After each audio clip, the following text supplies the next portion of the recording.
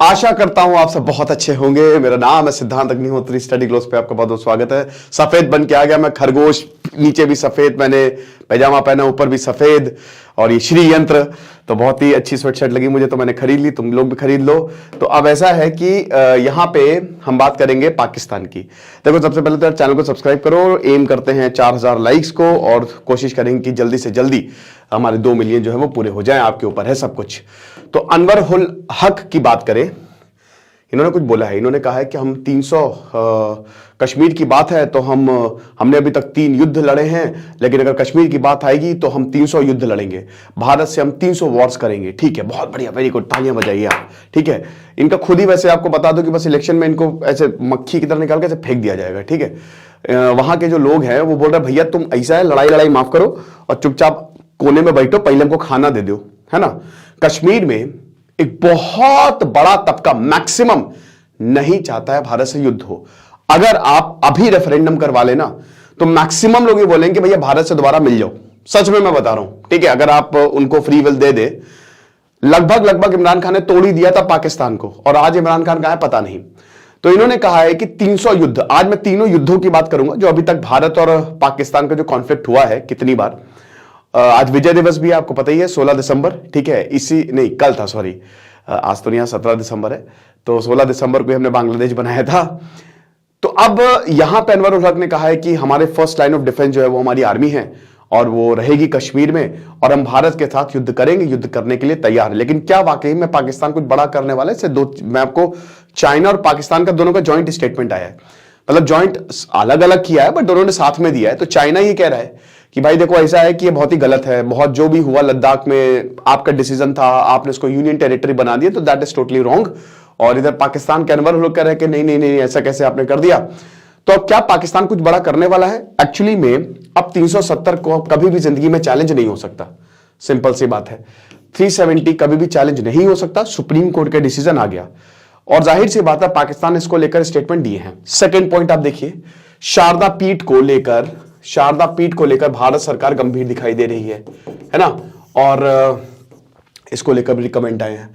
अमित शाह ने अभी Jammu and Kashmir reorganisation act, उसमें एक तो 24 सीटें बढ़ा दी पीओके के लिए, पाकिस्तान ऑक्यूपाइड कश्मीर के लिए ज्यादा सीटें रखी है। साथ ही साथ अभी उनसे एक इंटरव्यू में पूछा गया, राहुल कंवल आज तक पे, कि आप बताइए क्या आपकी स्ट्रैटेजी है। अब अमित शाह जो कि होम मिनिस्टर है हमारे, ध्यान दीजिएगा, होम मिनिस्टर, गृह मंत्रालय, गृह मंत्री है वो, उन्होंने ये बोला है कि क्या बात कर रहे हैं राहुल जी, मैं आपको पूरी यहीं पे पब्लिकली बता दूं क्या, पूरी रणनीति, पूरी स्ट्रैटेजी। ये बहुत बड़ा संदेश है। और दूसरी चीज, जिस तरीके से पीओके को लेकर अभी भारत में बात हो रही है, पाकिस्तान में खलबली मच गई है। कक्कर जो है वही अनवर उल हक भागे हैं मुजफ्फराबाद, पीओके की कैपिटल। तो ये सारी चीजें पाकिस्तान को विचलित कर रही हैं कि कहीं ऐसा ना हो, प्रॉब्लम हो जाए। इलेक्शन होने वाले हैं अब, और मुझे ऐसा लग रहा है, मैं पर्सनली ये फील कर रहा हूं कि नवाज शरीफ भारत आएंगे, भारत भी आएंगे। नवाज शरीफ पाकिस्तान के प्रधानमंत्री होंगे, क्योंकि अब पाकिस्तान के इकोनॉमिक कंडीशन को देखते हुए भारत से रिश्ते सुधरेंगे। 370 गया, कश्मीर के बाद छोड़ दो। पाकिस्तान को यह डर है कि कहीं पीओके भी ना चला जाए, तो हो सकता है कि वो अब डिप्लोमेटिकली या फिर अब साथ में आने की कोशिश करें। नवाज शरीफ पाकिस्तान आ गए हैं, जिस तरीके से इनके ऊपर केस हटाए जा रहे हैं, जो भी केस लगे थे, तो बहुत ज्यादा पॉसिबिलिटी है कि नवाज शरीफ जो है प्रधानमंत्री बनने वाले हैं पाकिस्तान के। ठीक है, और ये भारत के लिए अच्छा होगा, क्योंकि नवाज शरीफ, भले ही उनके समय कारगिल हुआ, लेकिन उनके समय भी बहुत सारे डेवलपमेंट्स हुए, ठीक है, जिससे भारत और पाकिस्तान करीब आए। तो नवाज शरीफ बनेंगे तो भारत के लिए एक अच्छा मौका है। ठीक है, भारत जो है, क्योंकि जो आसिम मुनीर हैं वो जिस तरीके से एक्ट कर रहे हैं, तो ऐसा लग रहा है कि शायद नवाज शरीफ के लिए रास्ता जो है वो खुल गया है। अब जहां तक रही 300 वॉर्स की, और क्या पाकिस्तान कुछ बड़ा करने वाला है, देखिए ऐसा कुछ नहीं है। मैं आपको बता रहा हूं, पहले जम्मू एंड कश्मीर का स्टेटस आप समझ लीजिए कि 370 खत्म, अभी दिसंबर आ गया है, जम्मू कश्मीर में पैर रखने की जगह नहीं है, सारे होटल फुल चल रहे हैं, अब तो बर्फबारी भी हो गई है, गजब का टूरिज्म वहां पे इस बार आया है। ठीक है, रेगुलेटेड टूरिज्म की हालांकि जरूरत है, इन्वेस्टमेंट बहुत ज्यादा किए गए हैं, बहुत सारे इन्वेस्टमेंट, मॉल्स भी खुल रहे हैं काफी ज्यादा। ठीक है, इन्वेस्टमेंट भी हो रहे हैं, एम्प्लॉयमेंट में भी काम चल रहा है। हालांकि वहां पे दिक्कतें हैं। देखिए इसमें ना बीजेपी को, और क्योंकि अभी तक इसमें सबसे पहले तो आप जल्द से जल्द इलेक्शन करवाओ तुरंत, जितना ज्यादा आप इसको डिले करोगे ना उतना ही प्रॉब्लम गुस्सा बढ़ेगा।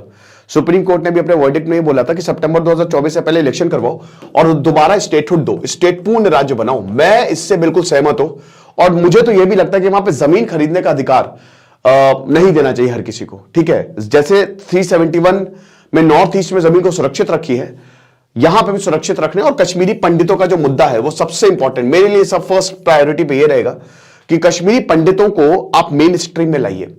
जब तक कश्मीरी पंडित थे और जितने भी कश्मीरी हैं, ठीक है, उन्होंने मिलकर बहुत बढ़िया से प्रदेश को चलाया था। तो अब कश्मीरी पंडितों को आप मेन स्ट्रीम में लाइए, इनकी जो इंटेलेक्चुअल इतने ज्यादा और इनकी बुद्धिमत्ता का इस्तेमाल करिए, दोबारा इनको वापस लेके आइए, ठीक है।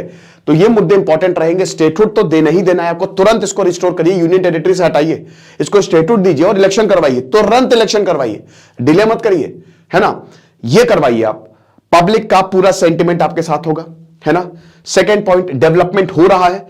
सबसे शानदार जो चीज होने वाली है, उल्टी गिनती शुरू कर दीजिए, क्योंकि वंदे भारत जो है वो कश्मीर के अंदर जाएगी, घाटी में जाएगी। इससे शानदार डेवलपमेंट हो ही नहीं सकता। USBRL उधमपुर वाली लाइन पूरी बन के तैयार होगी, 1980 से प्रोजेक्ट चल रहा है, पूरी ट्रायल रन हो गया है। मुझे लगता है शायद जनवरी में वो लॉन्च भी हो जाएगी, ठीक है। और ये इलेक्शन से पहले ही करेंगे, लोकसभा इलेक्शन से पहले अभी ही करेंगे ये। और वंदे भारत घाटी में चल गई तो ये वरदान है, क्योंकि एक तो हमारे लिए भी जाना आसान हो जाएगा, कश्मीरियों के लिए जाना बहुत ज्यादा आसान हो जाएगा। इंफ्रास्ट्रक्चर अगर आप बढ़ाएंगे, क्योंकि कश्मीर एक border area, special category state है वो, तो अगर आप जितना ज्यादा इंफ्रास्ट्रक्चर बढ़ाएंगे ना, उतना ज्यादा कश्मीर के लिए फायदा होने वाला है, बहुत ज्यादा फायदा होने वाला है। यह बात सही है कि BSF हो गया, आर्मी हो गया, CRPF हो गया, भी ज्यादा है, जरूरी भी है, ठीक है। लेकिन अब हमको यह भी समझना होगा कि कश्मीर में नॉर्मलसी आ रही है। अब लोग जो है उस तरीके की पत्थरबाजी खत्म हो गई, एकदम हो ही नहीं रही है। तो मैं तो अभी कश्मीर गया था, तो मैं तो बहुत जगह गया था, अनंतनाग से होकर काफी, बारामूला, सब उधर पूरा जो साउथ और नॉर्थ कश्मीर मैंने एक्सप्लोर किया था। मुझे जो पर्सनली फील हुआ मैं आपको बताना चाहता हूं। मुझे यह लगा कि एक तो कश्मीर में चीजें काफी बेटर हुई है, क्योंकि मेरी तो आदत है, मैं बहुत ज्यादा बहुत लोगों से मैंने बात भी किया, वो कैमरे पे नहीं आए, बट उन्होंने कहा कि हम ऑफलाइन कुछ सिपाहियों से बात की, तो वहां पे मुझे यह लगा पर्सनली कि नॉर्मैलिटी की तरफ हम हैं और लोग वहां पे खुश हैं, क्योंकि उनको पैसा मिल रहा है। लोग टूरिस्ट आ रहे थे तो उनकी कमाई हो रही थी। मैंने पूछा, कोविड में बुरे हालात थे, ठीक है, तो उसके बाद बहुत ज्यादा बुरे, लेकिन फिर भी यहां पे अब चीजें जो है वो काफी ज्यादा बेहतर हो रही हैं। इंप्लॉयमेंट आप दीजिए, वहां पे भी आप IT हब बना सकते हैं। हालांकि क्योंकि हिमालयन रेंज में आता है तो हमको डेवलपमेंट भी बहुत ध्यान से करना पड़ेगा। तो ये तो एक चीज है कि जो कश्मीर में इतना डेवलपमेंट, POK में डेवलपमेंट है नहीं। POK में कश्मीर में 3G 4G, हालांकि अभी भी कश्मीर में सारे नेटवर्क्स नहीं आते, बट बहुत जल्द वो भी प्रॉब्लम सॉल्व हो जाएगी। इधर POK में कुछ भी नहीं है।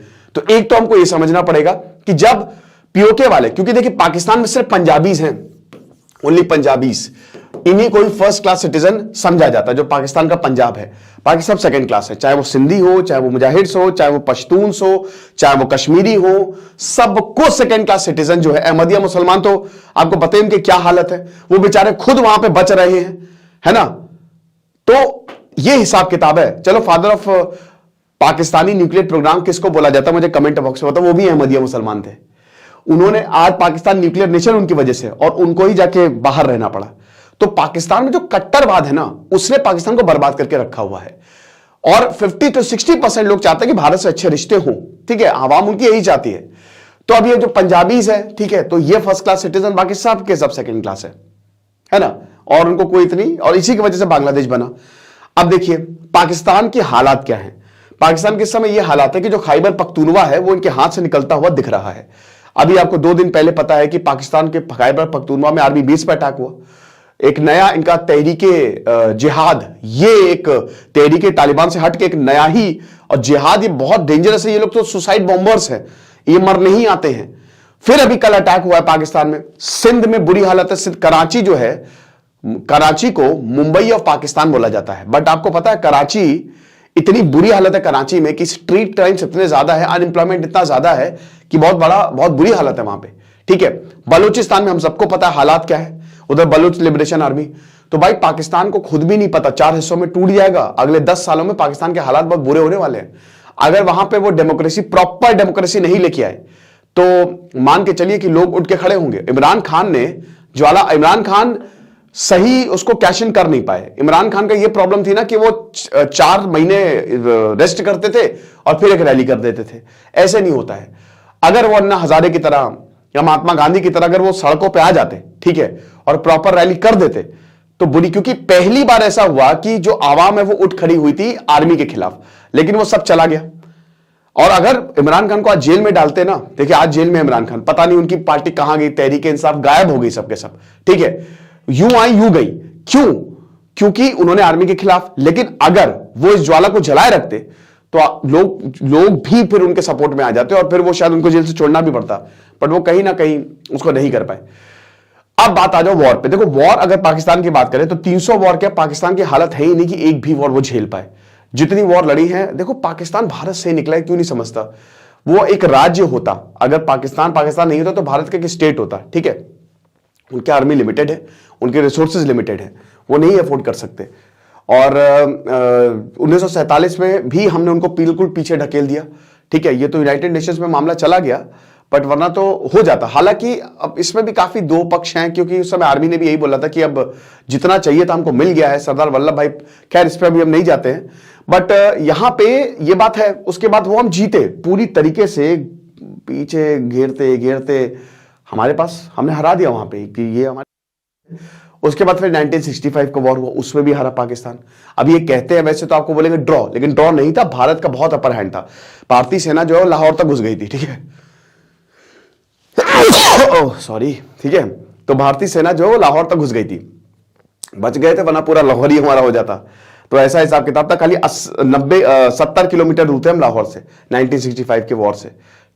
और उस समय देखिए Kashmiri they are very intelligent.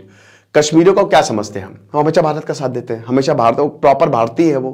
370 ने तो एक उनको भावना दे दी, लेकिन अगर वो नहीं होता ना 370, तो जैसे बाकी राज्य वैसे वो भी होते, तो दे आर वेरी इंटेलिजेंट। भाई शेख अब्दुल्ला ने एक बहुत बड़ी फोर्स तैयार की थी।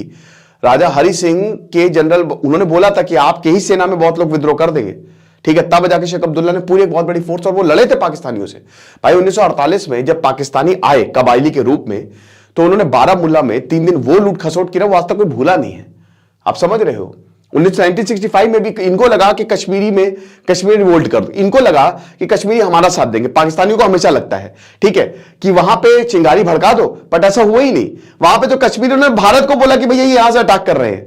और यही सेम चीज हुई आपकी 1999 में और 1971 में, तो हम सबको पता ही है क्या हुआ। तो बात इतनी सी है ना, ये होने वाला नहीं है। तो जो बात बोली जा रही है अभी, और जो भी मन में दूसरों के ख्याल है कि पाकिस्तान कुछ, ऐसा कुछ नहीं है, सब गीदड़ भभकिया है। इनफैक्ट अब आपको बता दो कि पाकिस्तान अब यही चाहेगा कि भारत से रिश्ते नॉर्मल हो, जितनी जल्द से जल्द हो सके। और कहीं ना कहीं आसिम मुनीर ने वो बढ़ा भी दिया है कदम। अगर नवाज शरीफ आए तो भारत से रिश्ते नॉर्मल होंगे। और पाकिस्तान को तो करारा जवाब यही है कि आप कश्मीर को इतना डेवलप करो कि जो लोग हैं ना, वो मतलब आपकी मिसाल लेते कि भाई क्या काम हुआ, क्या डेवलपमेंट हुआ है। तो ये पूरा का पूरा सरकार पे डिपेंडेंट है डेवलपमेंट, कि किस तरीके से वो कश्मीर को लेती है। मुझे लगता है कश्मीर भारत का मुकुट है और उसको उसी की तरह ही ट्रीट करना चाहिए। तो ये लेक्चर था, आई होप आपको पसंद आया होगा। खुश रहे, पढ़ते रहे। दिस इज सिद्धांत अग्निहोत्री साइनिंग ऑफ।